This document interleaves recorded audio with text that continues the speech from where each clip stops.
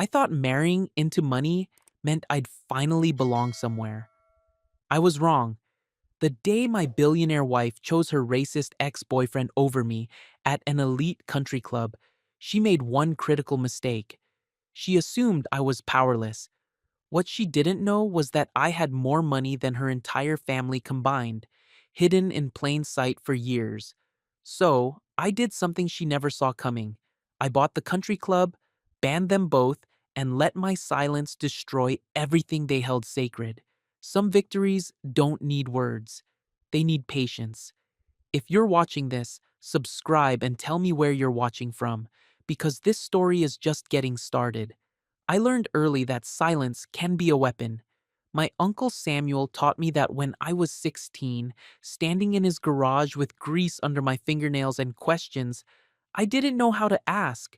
He was teaching me how to rebuild an engine, but really, he was teaching me something bigger. Marcus, he said, his voice quiet but firm. Powerful men make noise because they're afraid of what happens when they stop. You? You don't need to make noise. You just need to know what you're worth. I didn't understand then. I do now. My name is Marcus Reed. I'm 32 years old. I drive cars for a living, or that's what most people think. I fix them too. I know engines the way some people know poetry. There's something honest about mechanical work. You put in effort, things work. You neglect them, they break down. No games, no pretending. I met Evelyn Whitmore 3 years ago at a charity gala. I was there working, driving for the event coordinator. She was there in a silver dress that probably cost more than my car, holding a champagne glass like it was part of her hand. She dropped her phone in the parking lot. I picked it up. "Thank you," she said, and something in her voice made me look up. Her eyes were blue, the kind of blue that made you think of winter mornings and expensive things. "You're welcome," I said, handing it back. She smiled. "Do you work here?" "I drive." "That's honest work." She said it like she meant it, which surprised me. Most people in her world didn't think twice about people like me. We talked for 20 minutes in that parking lot. She asked about my work. I asked about hers. She told me she ran her family's investment firm. I told her I was saving to open my own garage. I didn't tell her about the money Uncle Samuel left me when he died, the investments he made in my name, the quiet wealth he built by buying properties in neighborhoods before they turned expensive, by being patient when everyone else was desperate. "Never show all your cards," he used to say, "especially not to people who think they already know your hand." Evelyn and I started dating a week later. She said she liked that I was real, that I didn't want anything from her, that I made her laugh. I loved her. God help me, I really did. I loved the way she looked at the world like it owed her answers. I loved how she'd fall asleep during movies and deny it afterward. I loved that she'd eat cheap takeout with me in my small apartment and not complain. We got married 2 years ago. Small ceremony. Her parents didn't come. They had scheduling conflicts. I knew what that meant. I'm black. She's white. Her father, Charles Whitmore, is old money, the kind that came with a family tree and expectations about who belonged in it. Me being in it made him uncomfortable in ways he'd never say directly. But Evelyn married me anyway, and I thought that meant something. I thought love was enough. I was wrong. The morning started normal enough. I was in the kitchen making coffee when Evelyn came downstairs. She wore a cream-colored dress that probably cost $3,000 and shoes that clicked against the hardwood like tiny judgments. "You're up early," I said. "The club brunch is at 11." She checked her phone without looking at me. "Daddy wants me there." The club, the Willowbrook Country Club, where her family had been members since before I was born, where people paid six figures just for the privilege of being allowed inside. "Want me to come?" I asked, even though I already knew the answer. She paused. It was the kind of pause that said everything. "Marcus, you know how these things are." "No, I don't. Tell me." She looked up then, and her eyes were careful, too careful. "It's just, you're not on the list, and it's complicated with the members. You know how my father is. Your father? I said slowly. Or you. Don't do this.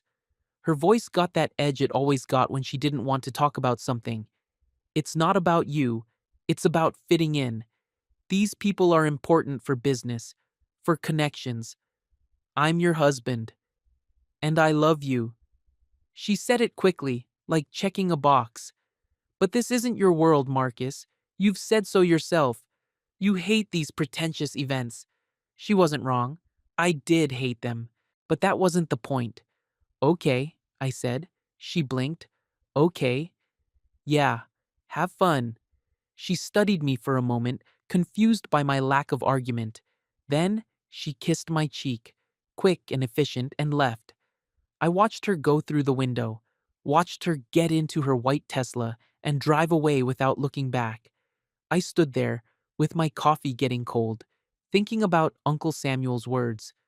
When someone shows you who they are, Marcus, believe them. Don't make excuses.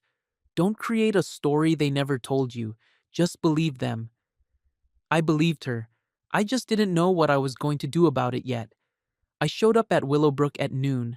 I drove myself in my own car, a black Audi I'd restored from scratch. Nothing flashy, but clean, professional. I wore dark jeans and a button-down shirt under my work jacket. The jacket had my name stitched on it, Marcus. The gate guard looked at me like I was lost. "Can I help you?" He was young, maybe 25, with that particular kind of politeness that was really just a polite way of asking why I was there. "I'm here for the brunch." "Name?" "Marcus Reed." He checked his tablet, checked it again. His face did something complicated. "I don't see you on the list, sir." "My wife is Evelyn Whitmore Reed. She's inside." His eyes widened slightly. He knew who Evelyn was. Everyone here knew who Evelyn was. Let me make a call." I waited. The sun was bright and hot on my shoulders. Behind the gate, I could see the club, all white columns and perfect grass and flowers that probably had their own maintenance staff. Other cars pulled up, white faces in expensive vehicles. They all got waved through without question. Finally, the guard came back. "I apologize for the wait, Mr. Reed. You can go through." He said it like he was doing me a favor. I drove past the gate slowly, taking in everything. The parking lot was full of cars that cost more than houses. The building itself looked like something from an old movie, the kind where everyone wore suits and nobody questioned who belonged. I parked and walked toward the entrance. People stared. I was used to people staring, used to being the only black face in rooms full of white ones. But this was different. This wasn't just curiosity. This was assessment. "Do you belong here?" their eyes asked. "Who let you in?" The main dining area was massive. Crystal chandeliers, white tablecloths, servers moving like ghosts between tables full of people who all looked like they'd known each other their whole lives. I spotted Evelyn immediately. She was at a table near the window, laughing at something someone said. Her hair was perfect. Her smile was perfect. Everything about her looked like it belonged in this room. I started walking toward her. That's when I saw him. Grant Whitmore, her ex-boyfriend, sitting right next to her like he'd never left. Grant was everything I wasn't. Tall, white, trust fund. He had that easy confidence of someone who'd never had to prove himself, who'd been told since birth that the world was his. I knew about Grant. Evelyn had told me they dated in college, that it ended badly, that he was in the past. But he didn't look like the past. He looked like the present, sitting there in his expensive suit, leaning toward my wife like he owned the space between them. I kept walking. Evelyn saw me when I was 10 feet away. Her face did something strange, surprise, then panic, then something that looked almost like annoyance. "Marcus." She said my name like a question she hadn't expected to hear. "What are you doing here?" "Visiting my wife." The table got quiet.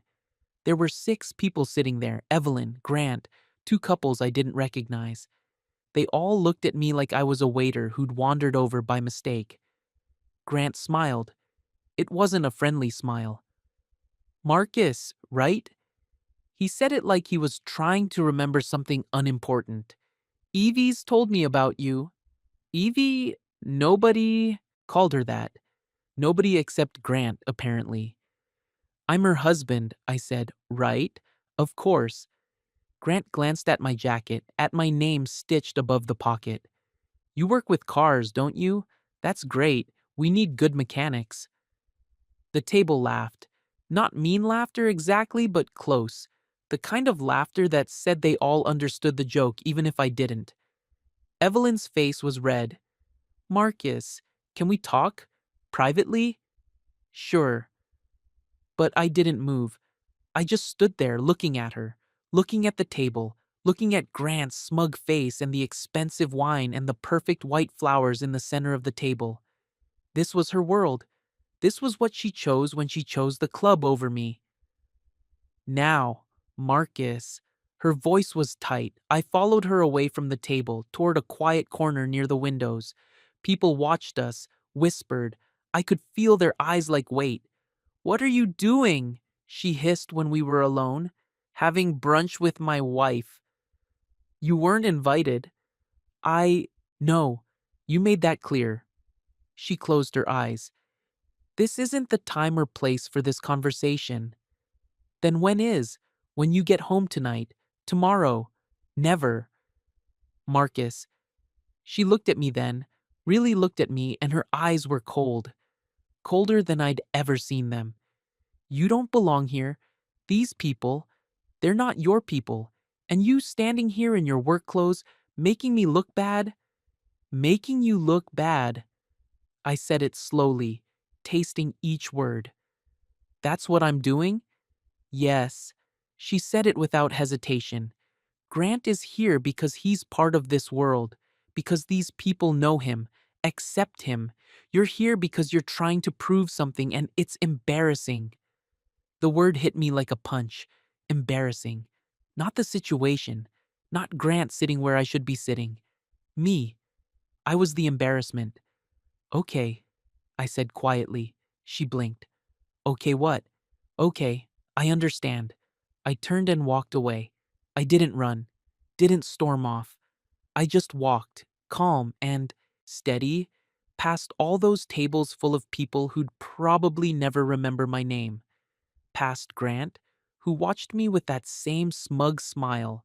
Past the servers who looked away like they felt sorry for me. I walked out of the Willowbrook Country Club with my head up and my shoulders straight, and I didn't look back. The drive home was silent.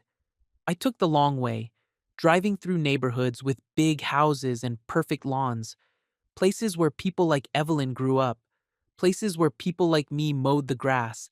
My phone rang 3 times. Evelyn. I didn't answer. I thought about Uncle Samuel, about all the times he told me patience was power, about how he built his fortune quietly, buying properties everyone else ignored, investing in companies before they exploded, never showing his cards until the game was already over. You want to know the real difference between people like them and people like us? He asked me once. They think money means they're smart. We know being smart means you don't need to tell everyone you have money. When I got home, I sat in my car for a long time. Then I pulled out my phone and made a call. Reed Investments. How may I help you? This is Marcus Reed. I need to speak with Thomas. One moment, Mr. Reed. Thomas Briggs was Uncle Samuel's lawyer. Now, he was mine. He managed the portfolio Samuel left me, the properties, the investments, the quiet fortune that nobody knew about. Marcus. Thomas's voice was warm, professional. Good to hear from you. What can I do? I need information on a property, I said. The Willowbrook Country Club. Who owns it? What's it worth? And can it be bought? There was a pause. Then, are you serious? Completely. That's a significant acquisition, very public, very expensive.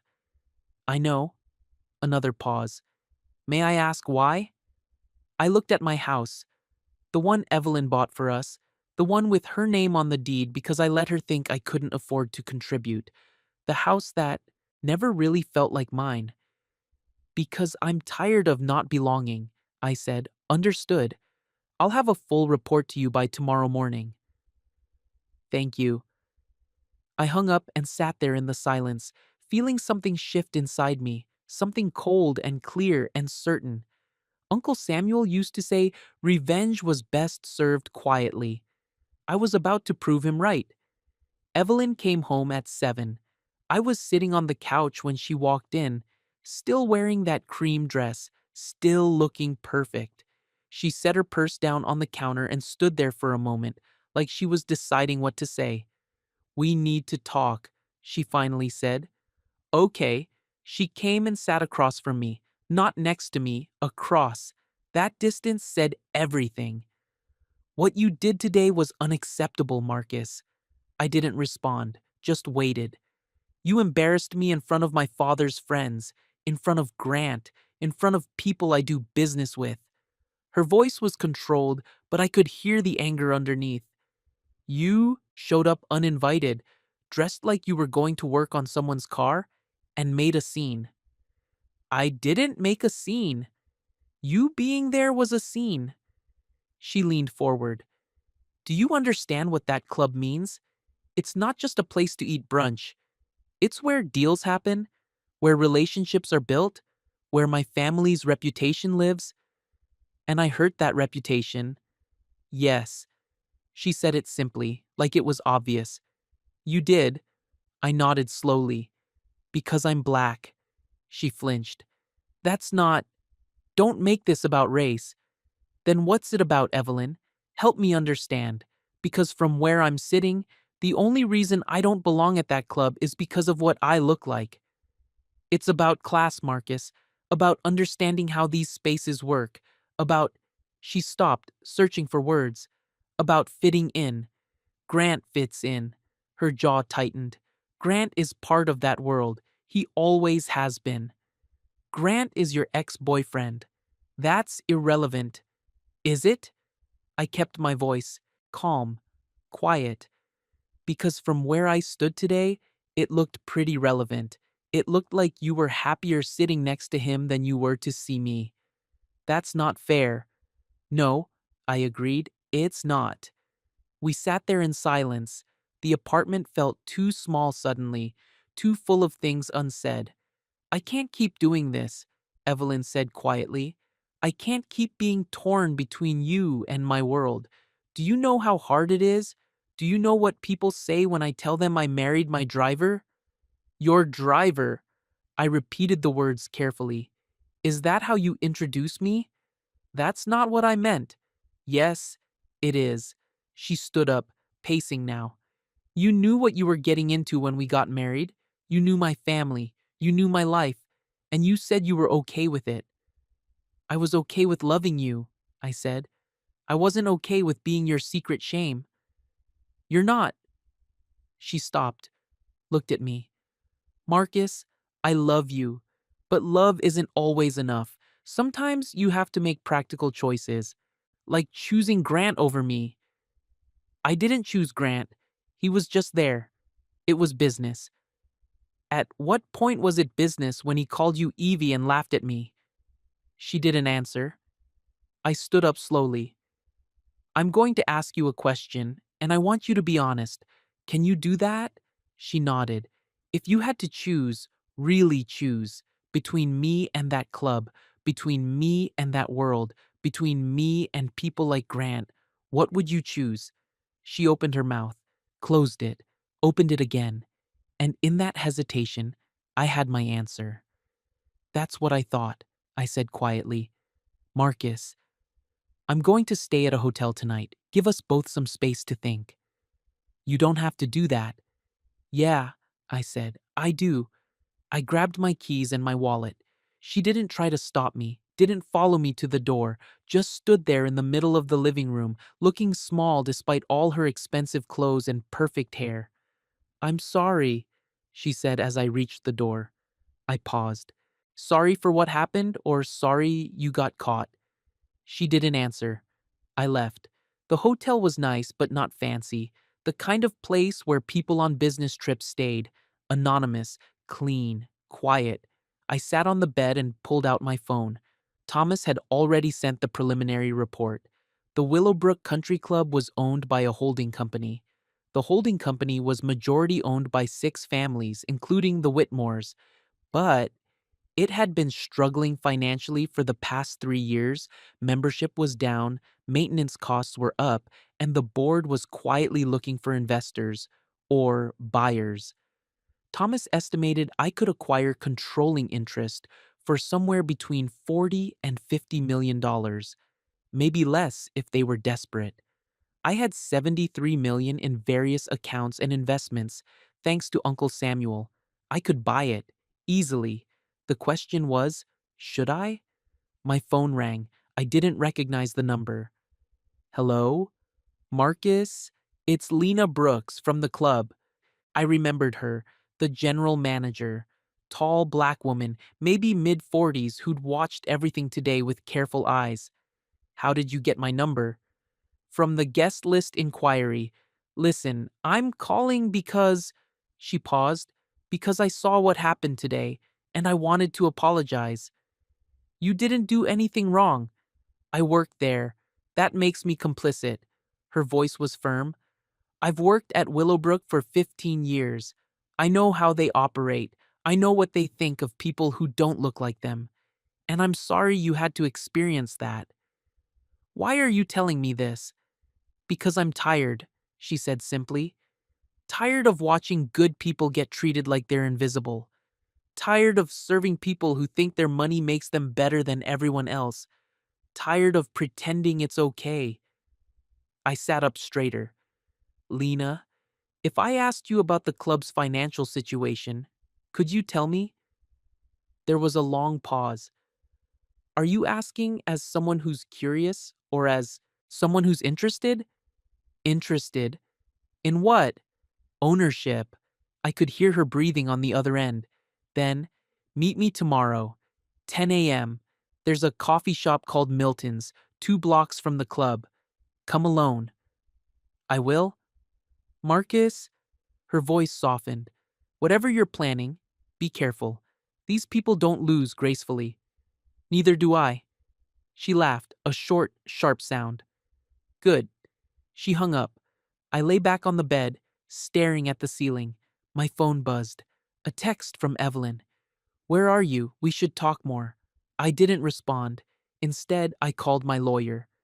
Thomas, it's Marcus. I want to move forward on the club. Are you certain? This isn't a decision to make lightly. I'm certain. Then, I'll start drawing up the papers. But Marcus, you should know acquiring the club is one thing. What happens after is another. These people will fight back. Let them. All right. I'll need a few days to structure the deal properly. Keep it quiet until everything is signed. That's the plan. We hung up. I sat there in the dark hotel room, feeling something I hadn't felt in a long time. Power. Not the kind that came from yelling or fighting. The kind that came from knowing exactly what you were worth and making everyone else realize it too. I met Lena at Milton's Coffee at exactly 10 a.m. She was already there, sitting in a corner booth with 2 cups of coffee in front of her. She gestured to the seat across from her. Black, no sugar, she said, pushing 1 cup toward me. Just a guess. Good guess. We sat in silence for a moment, both of us watching the door like we were doing something illegal. Talk to me about the club, I said.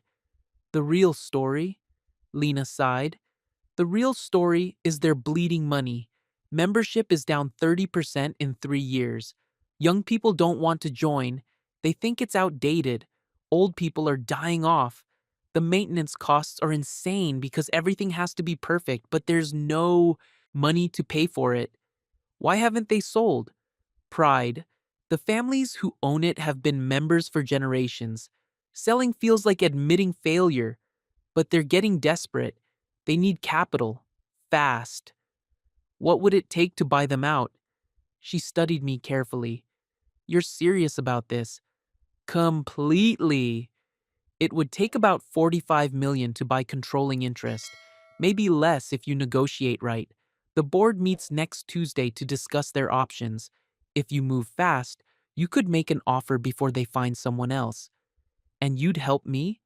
I'd help you, she said firmly, on one condition. What's that? You change things, really change them. No more of this old money, white only, pretend we're not racist nonsense. You open it up. Make it a real club, not a museum for people who peaked in 1952. I smiled. Deal. She reached into her bag and pulled out a folder. Membership lists, financial reports, everything you need to know about who owns what and who owes whom. I could lose my job for giving you this. Why are you doing it? She looked at me with eyes that had seen too much. Because I've worked there for 15 years, and in all that time, you're the first black person I've seen walk through those doors as a guest, not an employee. And watching them treat you like you didn't belong? She shook her head. I decided I was done being part of the problem. I took the folder. Thank you. Don't thank me yet. These people are going to come at you hard when they realize what's happening. They'll threaten you, try to buy you off, make you look bad. You ready for that? I've been ready my whole life. She smiled then, a real smile. I believe you. The next 4 days were a blur of phone calls and paperwork. Thomas worked fast. He structured the deal through a private investment company, one that couldn't be traced back to me easily. He approached the board with a simple offer, 42 million for controlling. Interest, cash, no contingencies. The board was desperate enough to say yes. By Friday afternoon, I owned the Willowbrook Country Club. Nobody knew. The board signed non-disclosure agreements. The press wasn't informed. Members weren't notified. Everything was quiet and legal and absolutely binding. Thomas called me at 6 p.m. It's done. You're the majority owner. Congratulations. I sat in my hotel room looking at the papers that proved what I now owned. This place that had made me feel small. This space that had treated me like I didn't exist. It was mine now. What's your first move? Thomas asked. I'll let you know. I hung up and called Lena. It's done, I said. Already? She sounded impressed. You work fast. I had good motivation. Can you do something for me? Name it. On Monday morning, I need you to revoke 2 memberships, Evelyn Whitmore Reed and Grant Whitmore. Make it clean, professional. No explanation needed. There was a pause. Then, you sure about this? Completely. Your wife is going to lose her mind. I know. All right, consider it done. Anything else? Yeah, I'm coming by Monday afternoon. I want to meet with you privately. Start talking about changes. I'll be ready. We hung up. I sat there, feeling the weight of what I'd just done. This wasn't revenge exactly. It was something quieter than that, something more permanent. It was showing them who I'd been all along. My phone buzzed. Evelyn again. Marcus, please come home. We need to talk about us. I stared at the message for a long time. Then I typed back, okay, tomorrow. I went home Saturday morning. Evelyn was in the kitchen when I walked in, making coffee. She looked tired, like she hadn't slept well. When she saw me, relief flooded her face. Marcus, thank God, I was worried. I told you I was fine. I know, but... She set down her mug. Can we talk? Really talk? Sure. We sat at the kitchen table. The same table where we'd eaten breakfast together hundreds of times, where we'd laughed and argued and made plans for a future that now felt very far away. I've been thinking, she said carefully, about what you said, about choices, and you're right, I haven't been fair to you. I waited. I've been trying to keep everyone happy, my family, my business partners, you, and I've done it badly. I've made you feel like you don't matter, and that's not true. You do matter. You matter so much. But not as much as the club. She flinched. That's not what I'm saying. Then what are you saying, Evelyn? She took a breath. I'm saying I want to make this work, but I need you to understand my world, to try to fit into it, to. To what? Change who I am? Dress differently? Act differently? Be more like Grant? No. God, no. She reached for my hand. I let her take it, but I didn't squeeze back. I just need you to meet me halfway, to understand that these relationships matter, that the club matters, that sometimes we have to make compromises. I've been compromising for 3 years, I said quietly. I've been patient. I've been understanding. I've smiled when your father looked through me like I was invisible. I've stayed home when you didn't want me at events. I've pretended it didn't hurt when you introduced me as your husband in that apologetic voice, like you were confessing a mistake. Marcus, and I'm done. She went very still. What does that mean? It means I'm done compromising, done being quiet, done pretending this is okay. So what, you're leaving me? I don't know yet, I said honestly. I'm figuring that out. She pulled her hand back. Because of the club? Because of one bad day? Because you chose them over me? Because when I needed you to stand beside me, you stayed in your seat? Because you called me an embarrassment? I didn't mean it like that. Yes, you did. We sat in silence. Outside, I could hear birds, cars passing. Normal Saturday sounds. I love you, she said finally. Doesn't that count for something? It should, I said, but I don't think it does anymore. Her face crumpled. For a moment, she looked young and lost. Then she straightened, pulling that perfect mask back into place. Fine. If that's how you feel, then maybe we should make this official. Make what official? She stood up, went to her office, and came back with papers. Legal papers. Separation agreement, she said, setting them on the table. I had my lawyer draw them up just in case. You'll get a settlement, an apartment, everything you need to start over. I looked at the papers without touching them. You already had these ready. I was prepared for this possibility. When? When did you have them drawn up? She didn't answer. Before the club or after? Does it matter? Yeah, I said, it does. She looked away. Before? Before. She'd been planning this before she humiliated me at the club. Before Grant. Before any of it. This wasn't a reaction. This was a plan. Sign them, she said. Please, let's end this cleanly, like adults. I picked up the papers, read through them slowly. She was offering me $2 million and a condo downtown. Generous by most standards, insulting by mine. But I didn't tell her that. Instead, I picked up a pen and signed the receipt page, acknowledging I'd received them, not agreeing to anything, just confirming I'd seen them. I'll have my lawyer look at these, I said. Relief crossed her face. Thank you. I think this is the right thing. For both of us. I stood up. I'm going to pack some things. Where are you going? Somewhere else. I went to the bedroom and filled a bag with clothes. Everything else, the pictures, the memories, the life we'd built, I left behind. When I came back downstairs, Evelyn was on the phone. She saw me and quickly ended the call. Marcus, wait, don't leave angry. I'm not angry, I said honestly. I'm just done. I walked out the door. Behind me, I heard her say something, but I didn't stop to listen. I had a phone call to make. Monday morning came quiet and cold. I woke up early in my hotel room, showered, and put on a simple black suit. No work jacket today, no name stitched above my pocket. Just a man in a well-fitted suit, looking like he belonged anywhere he chose to go. My phone rang at 8:30. Thomas. Everything's in place, he said. The revocations will be processed at 9. Lena has the letters ready. Are you certain you want to do this on a Monday morning? It's their busiest day. I'm certain. All right, call me if you need anything.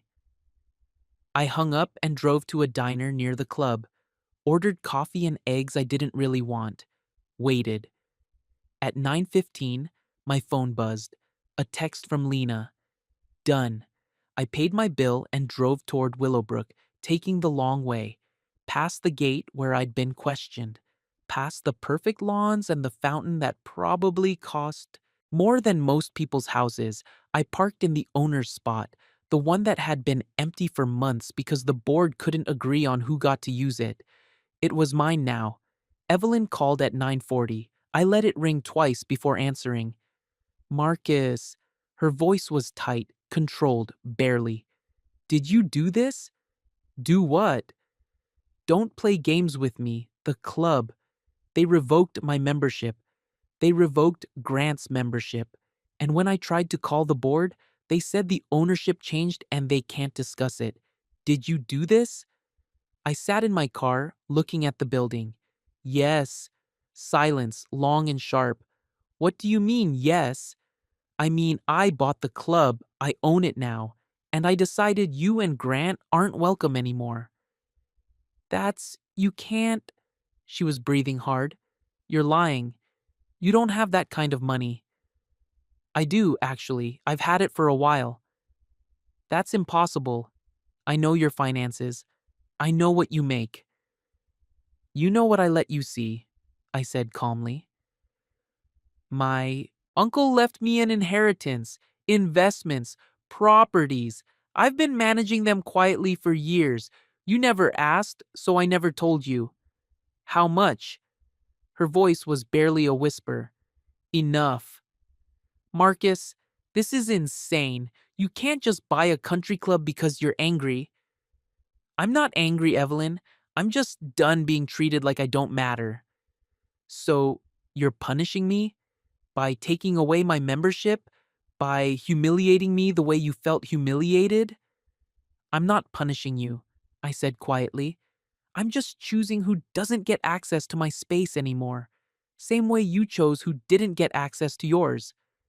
She made a sound, something between a laugh and a sob. You're unbelievable. You've been pretending to be someone you're not this whole time. No, I said.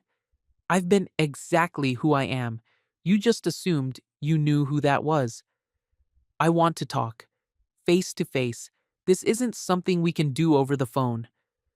There's nothing to talk about. Marcus, please. You're my husband. And you had separation papers ready before you embarrassed me at the club.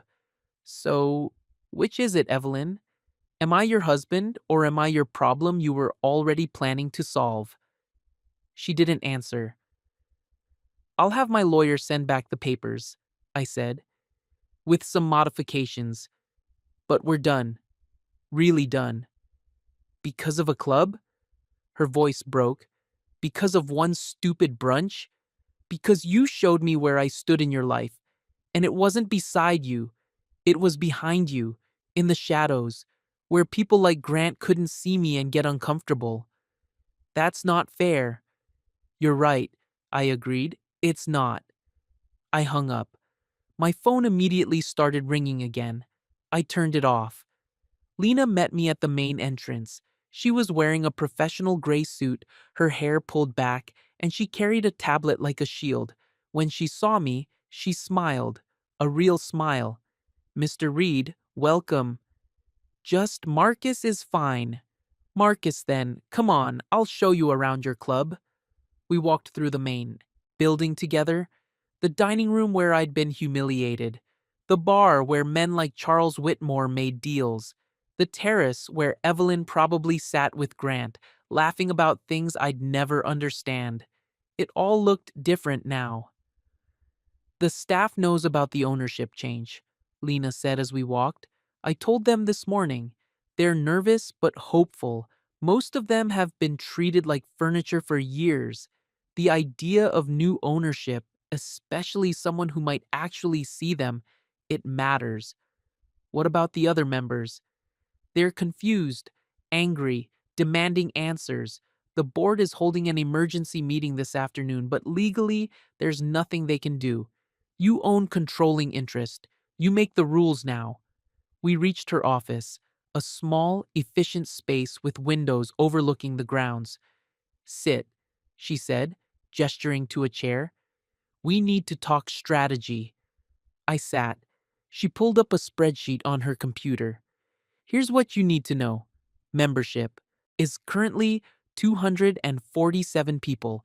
Of those, maybe 100 are active. The rest just keep paying dues because it's tradition. Revenue is down 40% from 5 years ago. Expenses are eating us alive because everything has to be maintained to ridiculous standards. What would you change? She looked at me carefully. Are you asking as someone who wants to make money or as someone who wants to make a point? Both, she smiled. Good answer. First, we modernize. New membership packages at different price points. Open it to younger people. Actually advertise, which this place has never done because it was all word of mouth and legacy memberships. Second, we diversify. Right now, this club is 97% white. We change that. Actively recruit people of color, different backgrounds, different industries. Make this a place where people actually want to be, not where they feel obligated to be. The old members won't like that. The old members don't like anything. But here's the thing, most of them can't afford to leave. Where else are they going to go? Every other club around here is either more expensive or more exclusive. This is their best option, even if you change it. And the ones who do leave? Let them. She said it simply. You don't need them. You need people who want to be here, who appreciate what you're building. I nodded slowly. Okay, do it. Whatever changes you think we need, make them. I trust your judgment. She blinked. Just like that? Just like that. You've been here 15 years. You know this place better than anyone. I'm not interested in micromanaging. I'm interested in building something better. She sat back in her chair studying me. You're not what I expected. What did you expect? Someone angrier. Someone who wanted to burn it all down. Burning it down is easy, I said. Building something worth keeping is harder. I like the way you think. She extended her hand. Let's do this right. I shook it. Grant called at 2 in the afternoon. I turned my phone back on to check messages, and there it was, his name on the screen like a challenge. I almost didn't answer, but curiosity won. Marcus! His voice was tight, controlled. We need to talk. About what? About the club, about what you've done, about how we can resolve this situation like gentlemen. I don't think there's anything to resolve. You humiliated Evelyn. You humiliated me. You've made a mockery of an institution that's been around for 75 years. I bought a struggling business, I said calmly, and I removed 2 members who made me feel unwelcome. That's not humiliation. That's business. This is about revenge. He practically spat the word. Because you couldn't handle being in a room with people better than you. Better than me, how, Grant? Because you had money I pretended not to have? Because you belong to the right family? Because you're white? Because we understand class, dignity, how to behave in civilized spaces. Civilized, I repeated.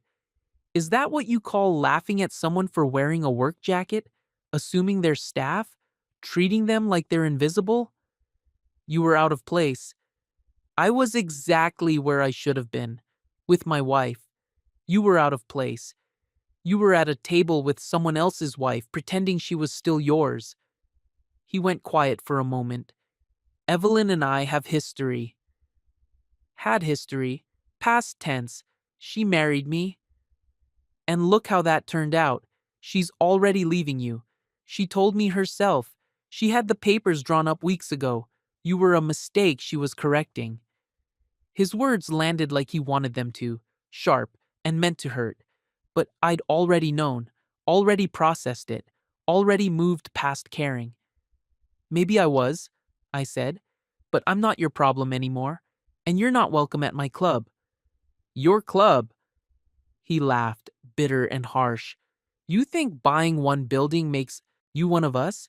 You think money erases what you are? I don't want to be one of you, Grant. I never did. That was always the difference between us. You're going to regret this. Do you understand that? You're making enemies with people who have real power, real connections. We can destroy you. You can try. I'm not threatening you. I'm telling you how the world works. The world is changing, I said quietly. Maybe you should change with it. I hung up. My hands were shaking. Not from fear, from adrenaline. From finally saying the things I'd kept quiet for so long. Uncle Samuel's voice echoed in my head. Never let them see you shake. Never let them know they got to you. Save your reactions for when you're alone. I was alone now, and I didn't shake. That evening, I drove to Uncle Samuel's grave. He was buried in a small cemetery on the east side of town, the kind of place that didn't have fancy headstones or perfect grass, just simple markers and old trees and quiet. I sat on the ground next to his grave, my suit pants getting dirty, and I talked to him the way I used to when he was alive. I did it, I said. I bought the club, banned Evelyn and Grant, took control of something they thought belonged to them forever. The wind moved through the trees. You'd probably tell me I moved too fast. That revenge is a young man's game. That real power is quieter than this. But I didn't feel young. I felt ancient, like I'd been carrying something heavy for years and finally set it down. I loved her, I said quietly. I really did, and I thought that was enough. I thought if I was patient, if I was kind, if I was everything she needed, she'd choose me. Really choose me. The grave didn't answer. Graves never did. But she chose her world, and I chose mine. I sat there until the sun started setting, painting the sky orange and pink and purple, beautiful colors for an ugly day. When I finally left, I felt lighter. Not happy exactly, but free. The rest of the week was chaos. The board demanded meetings. Old members threatened lawsuits. My phone exploded with messages from numbers I didn't recognize. Some angry, some curious, some supportive. Evelyn's lawyer sent modified separation papers. She was asking for less money now, only $1 million, but she wanted the condo we'd lived in together. She wanted half of what she thought I had. I sent back a counteroffer, $50,000, no property, no alimony, a clean break. Her lawyer called mine. Your client is being unreasonable. Your client had papers drawn up before she humiliated my client publicly, Thomas responded. My client is being generous. They went back and forth for 3 days. Finally, Evelyn called me directly. $50,000? Her voice was ice. After 3 years of marriage? You were already leaving me, Evelyn. The papers proved that. I'm just making it easier. I gave up things for you. My family's approval. My reputation. And I gave up my dignity, my self-respect, my belief that I mattered to you. I'd say we're even. Marcus, take the offer or don't. I don't care anymore. Either way, we're done. She was quiet for a long moment. I didn't know you could be this cold. I learned from the best, I said. She hung up. 2 days later, her lawyer sent confirmation. She'd accepted the offer. The divorce was moving forward. Sunday afternoon, I went back to the club. Not for a meeting, not for business, just to sit on the terrace and drink coffee and watch the grounds like I'd wanted to do all along. Lena found me there. How are you holding up? She asked, sitting down across from me. I'm okay. You sure? This has been a hell of a week. Yeah, I said, but it was necessary. She nodded. The staff wanted me to tell you something. They're grateful. For the changes. For treating them like people. For caring. I haven't done anything yet. You did something. You saw them. That matters. We sat in comfortable silence for a while, watching the sun move across the perfect grass. Can I ask you something? Lena said. Sure. Why'd you really buy this place? Was it just about Evelyn and Grant? Or was it something bigger? I thought about it. Really thought about it. It was about not being invisible anymore, I said finally. About not letting people decide where I belong. About proving, to myself, mostly, that I'm worth more than how they treated me. And now that you've proved it, now I figure out what comes next. She smiled. I think you're going to be okay, Marcus Reed. Yeah, I said. I think so too. That night, I drove past my old apartment. The lights were off. Evelyn's car wasn't in the parking lot. She'd probably moved back to her family's estate, the place she'd always belonged. I didn't feel sad seeing it empty. I felt relieved. I drove to the hotel I'd been staying at and started making plans, real plans. Not about revenge or proving points, but about what I actually wanted to build. A club that welcomed people who'd never felt welcome before, a business that valued people over pedigree, a life that didn't require me to be smaller than I was. My phone buzzed. A text from an unknown number. This is Charles Whitmore. We need to talk about the club. Name your price. I stared at the message for a long time. Then I deleted it without responding.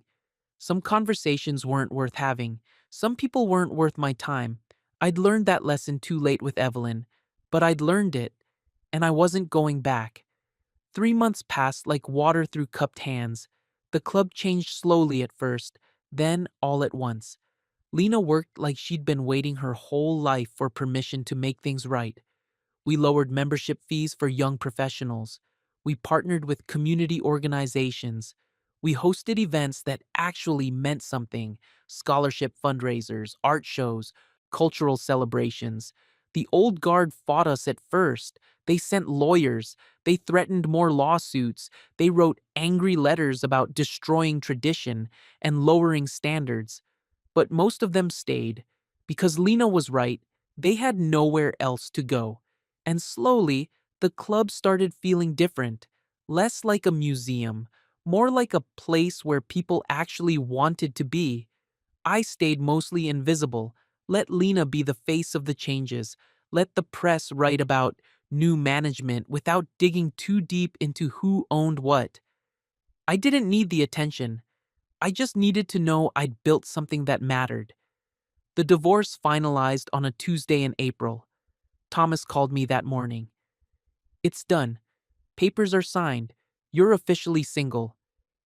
How do you feel? He asked. Free, I said, and I meant it. I saw Evelyn once during those 3 months. It was at a charity event downtown, one of those big galas where everyone wore expensive clothes and pretended to care about causes they'd forget by morning. I was there because Lena insisted the club should have a presence. We're part of the community now, she said. We need to act like it. So I went, wore a suit that cost more than my first car, stood in the back and watched people network like their lives depended on it. That's when I saw her. She wore a red dress that probably cost 5 figures. Her hair was different, shorter, sharper. She looked thinner, older somehow. Even though only 3 months had passed, she was talking to a group of women, laughing at something someone said, but the laugh didn't reach her eyes. Our eyes met across the room. For a moment, neither of us moved, just stood there, looking at each other like strangers who used to know everything. Then she turned away. I left 15 minutes later. Grant's life fell apart faster than mine came together. I heard about it through Lena, who heard about it through the staff, who heard about it from other members. Apparently, Grant's entire business model was built on access. He brokered deals between wealthy people at the club, made introductions, played middleman. It wasn't really a job, it was a lifestyle subsidized by his family's name and his membership status. When he lost access to Willowbrook, he lost access to the network that kept him relevant. Deals fell through, investors backed out, partners stopped returning calls. Within 2 months, he'd lost a major contract with a development firm. Within 3, his own family was questioning whether they should keep funding his ventures. I didn't celebrate his downfall, didn't feel satisfaction or joy or revenge. I just felt nothing. He'd been a symptom of a bigger problem. Removing him didn't fix everything, but it removed one piece of poison from a system that had been toxic too long. One evening in late April, Lena knocked on my hotel room door. I'd been staying there for months now. It was easier than finding an apartment, easier than putting down roots when I wasn't sure where I wanted them. "We need to talk," she said when I opened the door. "That sounds serious." "It is. Can I come in?" I stepped aside. She walked in, looked around at my temporary life, the single suitcase, the laptop on the desk, the coffee cup from this morning I hadn't washed yet. "Marcus, you can't keep living in a hotel." "Why not?" "Because you own a country club, because you have money, because you're not running anymore." She sat down in the chair by the window. "You're hiding." "I'm not hiding." "Then what do you call this? You've built something good at the club. You've changed lives. You've made a difference. But you won't come by during busy hours. You won't meet with members. You won't let anyone see you." "I don't need them to see me." "Maybe not, but maybe you need to see yourself as someone who belongs, as someone who doesn't have to apologize for taking up space." I sat down on the bed. "It's complicated." "No, it's not. You're scared." "Of what?" "Of being visible, of people knowing who you are and what you're worth, of standing in that club as the owner and having everyone know you belong there." She leaned forward. "Marcus, you bought that place because you were tired of being invisible. But you're still invisible. You just moved the hiding place." Her words hit harder than I expected. "What do you want me to do?" "I want you to come to the club tomorrow night. We're hosting a member appreciation dinner. Fancy things, speeches, awards, the whole production. And I want you there. Not in the back, not hiding. As the owner. As yourself." "Lena, please. Let people see who you are. Let them know the club has changed because someone who gave a damn took control. Let them know you're not afraid." I thought about Uncle Samuel, about all the times he told me power was quiet, about patience, about never showing all your cards. But maybe he was wrong about one thing. Maybe sometimes you had to show your cards, not to brag, not to prove anything, just to exist fully in the space you'd earned. "Okay," I said. "I'll be there." She smiled. "Good. Wear something nice. You're giving a speech." "I am?" "You are now." The next night, I stood in front of a mirror in my hotel room and straightened my tie. Black suit, white shirt, simple, clean. The kind of outfit that said I belonged without trying too hard to prove it. I drove to the club as the sun was setting. The parking lot was full, more full than I'd seen it in months. Lena's changes were working. People actually wanted to be here now. I parked in my spot and sat there for a moment, breathing. Then I got out and walked inside. The dining room was transformed. White lights strung across the ceiling, tables covered in cream cloths, flowers, real flowers, not the stiff, expensive ones they used to have.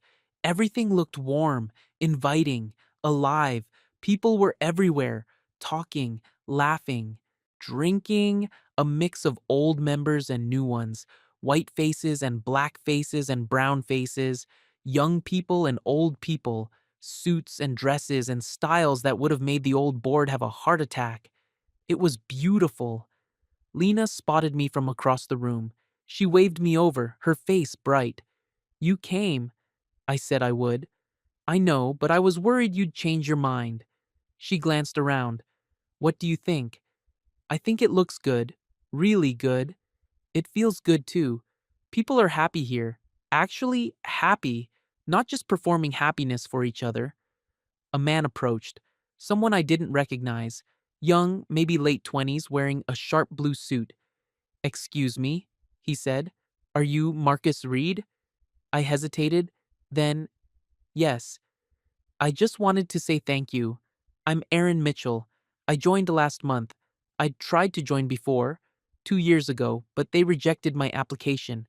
No explanation. Just rejected it. He smiled. I'm guessing it was because I'm black and didn't come from the right family. Probably, I said honestly. Yeah, but when I heard about the changes, I applied again. Got approved in a week. And this place, it's different now. It feels like somewhere I can actually belong. So, thank you for making that happen. He extended his hand. I shook it. You're welcome. He walked away, and I stood there feeling something I hadn't felt in a long time. Pride, not the loud kind, the quiet kind, the kind that settled in your chest and reminded you that you'd done something that mattered. Lena tapped a microphone at 8 o'clock. Good evening, everyone. Thank you for being here tonight. We're celebrating a year of changes at Willowbrook, changes that have made this club stronger, more diverse, and more welcoming. And I want to introduce you to the person who made all of this possible. My stomach tightened. Please welcome the owner of the Willowbrook Country Club, Marcus Reed. Applause filled the room. Not polite applause, real applause. I walked to the front, my heart beating hard against my ribs. I took the microphone, looked out at all those faces. I'm not good at speeches, I started. A few people laughed. But I want to tell you a story. About 6 months ago, I came to this club as a guest. I was married to someone who'd been a member her whole life, someone who belonged here in all the ways I didn't. And that day, I was made to feel invisible, like I was an inconvenience, a mistake, something that didn't belong. The room got quiet, and it hurt, not just because of how people looked at me, but because the person I loved most looked at me the same way. She chose this place over me, chose status over dignity, chose belonging to a world that treated people like me as invisible. I paused. So I bought it. I bought this club.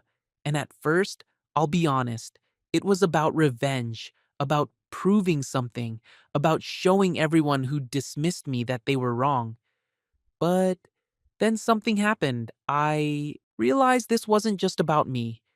It was about everyone who'd ever been made to feel invisible. Everyone who'd been told they didn't belong because of how they looked, or where they came from, or who they loved. I looked at Lena, at Aaron, at all the new faces mixed with old ones. So, we changed things. We opened doors that had been closed. We welcomed people who'd never felt welcome. We built something that wasn't about exclusion, it was about community. And I'm proud of that.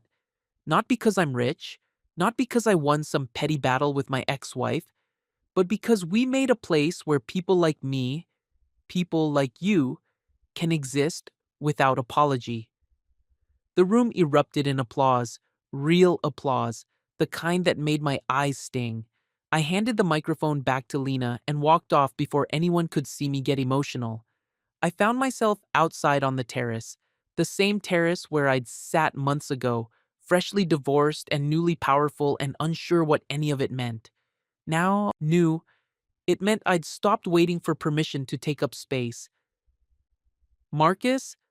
I turned. A woman stood in the doorway, older, maybe 60, with kind eyes and gray hair. I'm sorry to bother you. I'm Janet. Janet Holloway. I've been a member here for 30 years. Nice to meet you. I wanted to apologize, she said quietly, for not speaking up when I should have. I was here that day, the day you came with your wife. I saw how they treated you, and I said nothing. I let it happen because it was easier than making waves. And I'm sorry. I didn't know what to say. You didn't have to apologize. I finally managed. Yes, I did. Silence is complicity. I knew that then. I just didn't have the courage to act on it. She smiled sadly. But watching what you've built here, it's reminded me that courage matters, that standing up matters, even when it's uncomfortable. Thank you, I said. That means a lot. She nodded and walked back inside.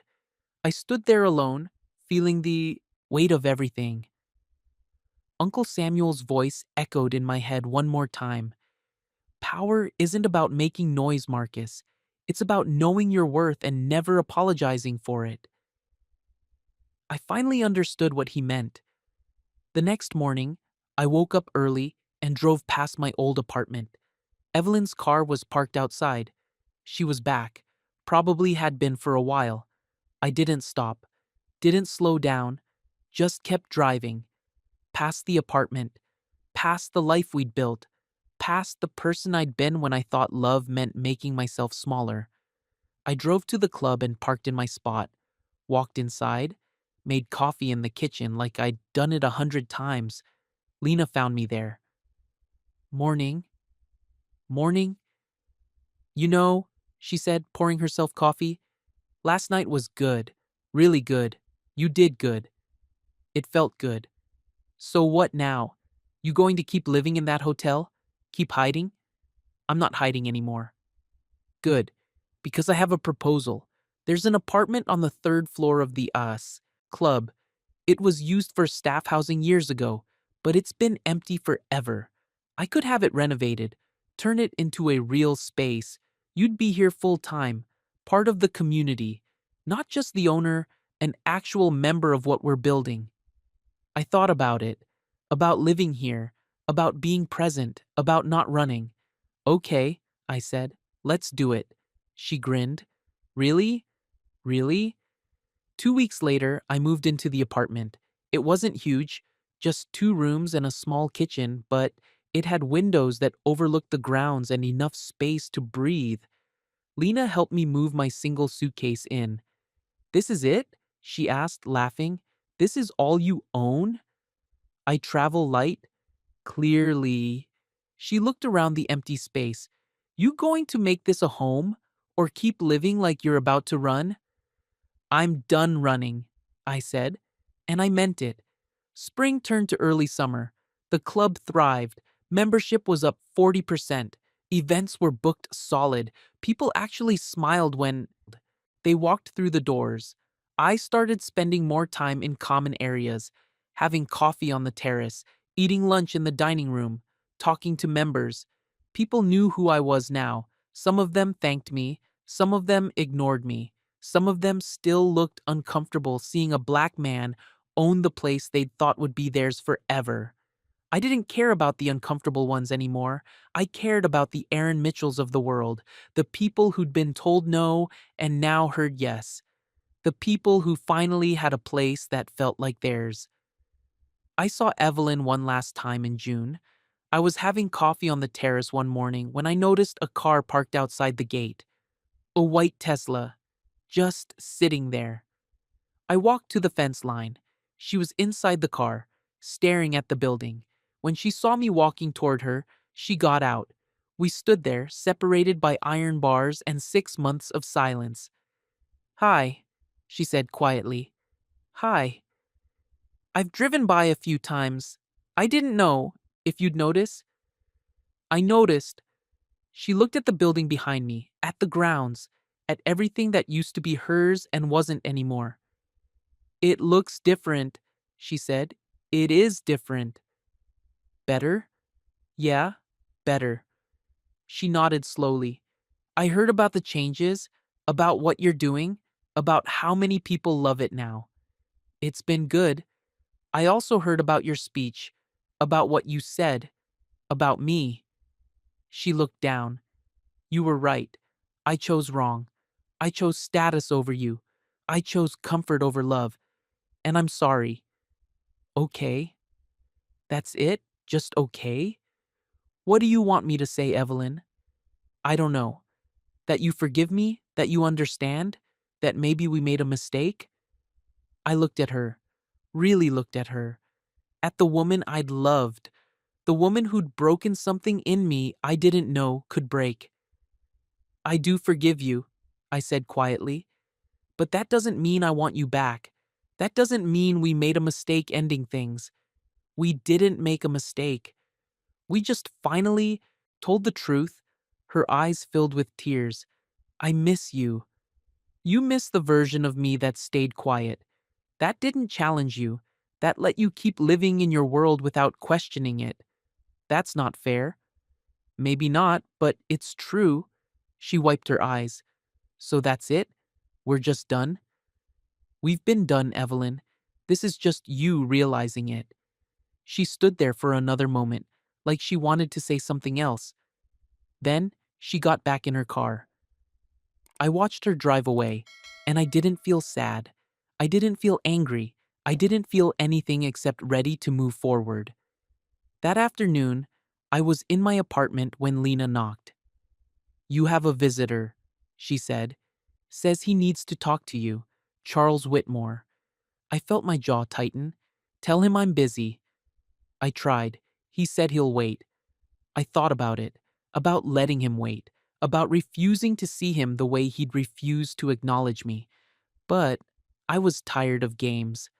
Fine, send him up. Charles Whitmore appeared 5 minutes later. He looked older than I remembered, smaller somehow, even though he was still tall and commanding. Marcus, Mr. Whitmore, I wanted to speak with you about the club, about Evelyn, about what's happened. Okay. He looked around my apartment, at the simple furniture, at the windows overlooking the grounds. You've done well for yourself. I've done what I needed to do. I underestimated you. I'll admit that. I thought you were just... He stopped himself. Just what? Just a driver? Just a black man who didn't belong in your daughter's life? Just someone you could dismiss? He flinched. I was wrong. About many things. Is that an apology? It's an acknowledgement. That's not the same thing. I know. He sat down without being invited. Evelyn is miserable. She's lost weight, lost focus, lost her drive. She won't admit it, but she regrets what happened. That's not my problem anymore. I'm not asking you to take her back. I'm asking you to sell me the club. Name your price. I'll pay whatever you want.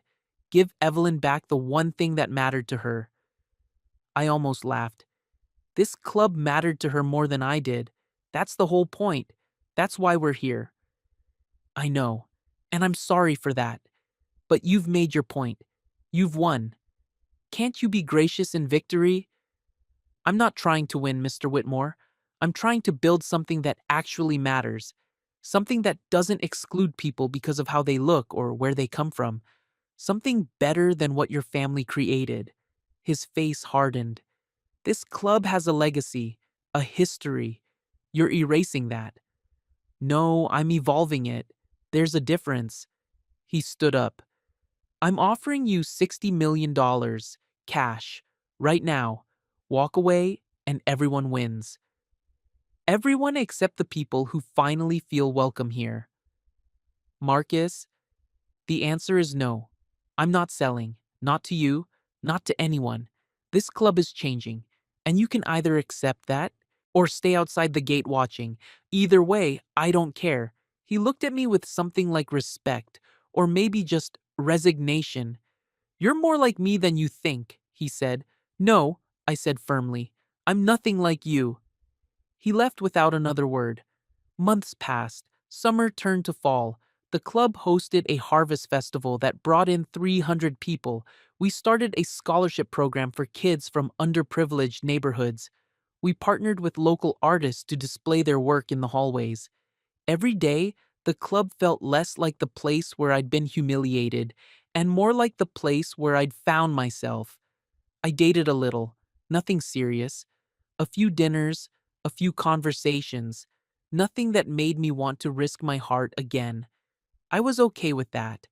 Lena became more than my employee. She became my friend, my advisor, the person who told me when I was being too cautious or too reckless.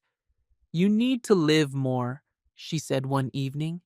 You've built all this, but you're not enjoying it. I am enjoying it. You're managing it. That's different. She was probably right, but I was okay with that too. One morning in November, I was having coffee on the terrace when I saw the Tesla again.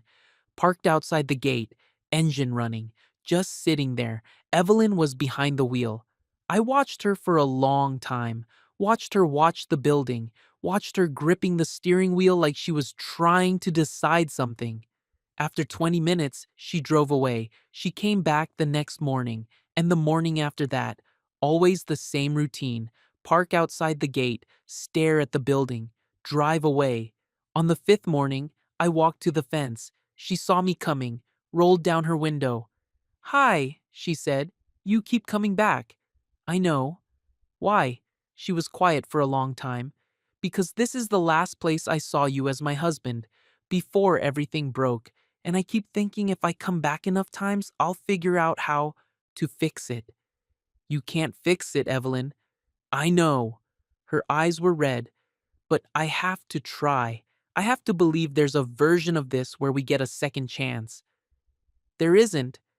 "How do you know?" "Because second chances require both people to change. And you haven't.